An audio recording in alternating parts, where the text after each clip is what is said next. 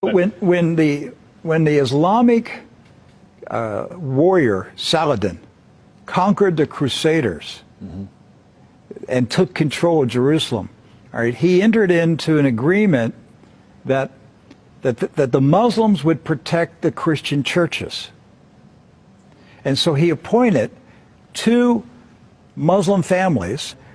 Both of these families have been in Jerusalem for, close to 1,000 years. And each generation has passed down the key. The key. Right. The physical key. Mr. Judah said that the key he presently has is 800 years old. It's incredible. He had another key, but it broke. And this is a Muslim. I mean, yes. Adabid Judah is a Muslim. And he said it's a great honor for a Muslim to hold the key to the Church of the Holy Sepulchre, which is the most important church in Christendom.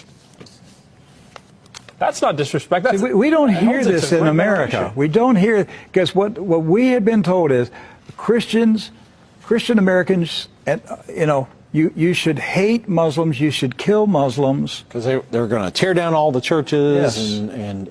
and basically just ransack them and everything else. But here we have two families that for nearly 1,000 years have actually been watching over Christian churches. That's right. So who planted into our minds here in America that we should hate and kill Muslims? Who planted that thought in our head? Because it came into our society after 9/11. That's correct. So 9/11 was a calculated, planned operation, and it changed everything in our country.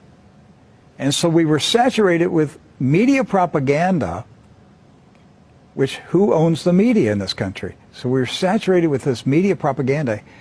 You Americans, you need to hate Muslims. You need to go to war. You need to send your sons to go kill Muslims.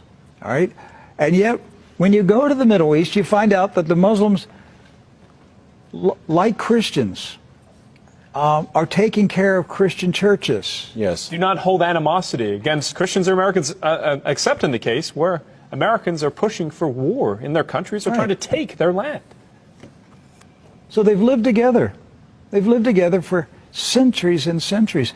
Jews, Christians, and Muslims have lived together for centuries. They were buying and selling. They were trading. They were doing business together. They were building houses next door to each other for centuries. And it didn't change until the Zionists came. Now, see, you say, wait a minute, I thought Zionists are Jews. Not all Jews are Zionists. And not all Zionists are Jews. Right.